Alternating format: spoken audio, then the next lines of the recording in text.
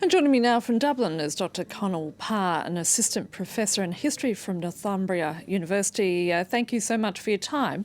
25 years on, how much has changed and how much has not? And is there still a danger of peace being threatened in the region? There have been huge changes since the Good Friday Agreement. We do have to say that. You have to say that the agreement makes the region of Northern Ireland somewhere where people, which had previously been beset by much violence and conflict, somewhere where people can safely have lives and raise families, and that those changes are very significant. You remember that in the 30 years of conflict, as your report mentioned, 3,500 killings, and since the Good Friday Agreement, there have been 160 conflict-related political deaths, if you can call them that, and that is an enormous change for any society to have accomplished, and the Good Friday Agreement is responsible for that. At the same time, as your report mentioned, there are over 100 peace walls, but equally only 8% of schools are integrated. That's where Catholics and Protestants are going together to school. And it's a very divided society still. There's still a very low level of mixed marriages, 1 in 8, for instance. And also remember, there's certain things that we have to bear in mind that are very concerning. The final thing I'd say on this is that in terms of young people, there was a sort of bit of a mental health crisis in lots of ways. It was encompassed in the figure of Lyra McKee, who was a journalist who was killed in 2019, a young gay journalist. And basically, what happened was the suicide rate amongst young people actually doubled since the Good Friday Agreement. So there are still a lot of challenges in the society for us to take on.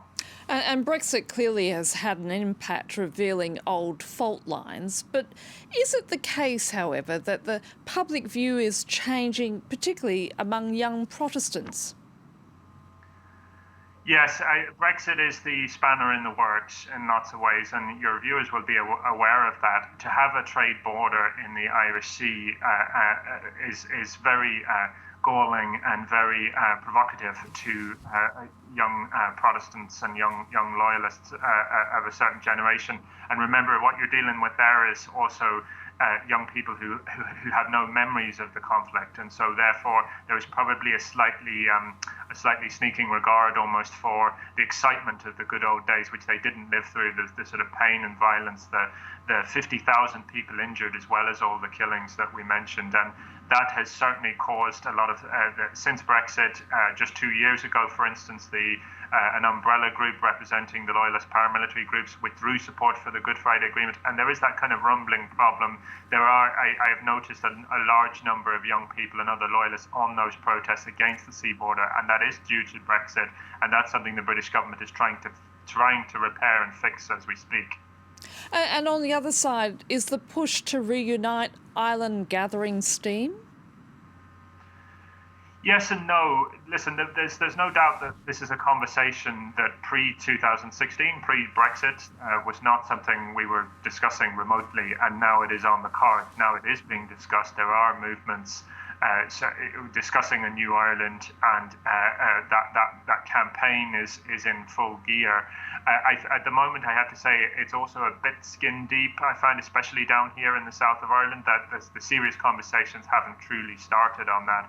But there is no question that's happening, and that there is more of a push for that.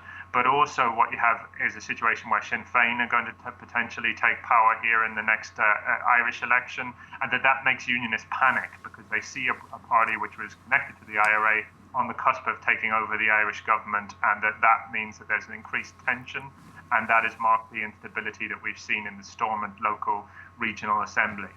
And coming back to what we were just talking about, Dr. Parr, in regards to the biggest stumbling block with unionists saying that Northern Ireland Protocol effectively creating a trade border between Northern Ireland and the rest of the UK.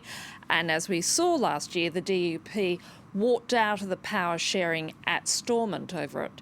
As a result, Northern Ireland is still without a functioning assembly or governing executive. So at the end of the day, do you think the current Prime Minister, Rishi Sunak, has the capability to solve this? It is possible that the DUP will go back in, but I have to say to you that I'm inclined towards, having looked at it for a number of years, obviously, a bit of pessimism on this, in the sense that sadly, since the stance they've taken since they withdrew from Stormont, their poll ratings have actually gone up because they've seen off the challenge of some of the more hardline unionist parties like the traditional unionist voice. So it seems to be bearing fruit politically in the short term for them.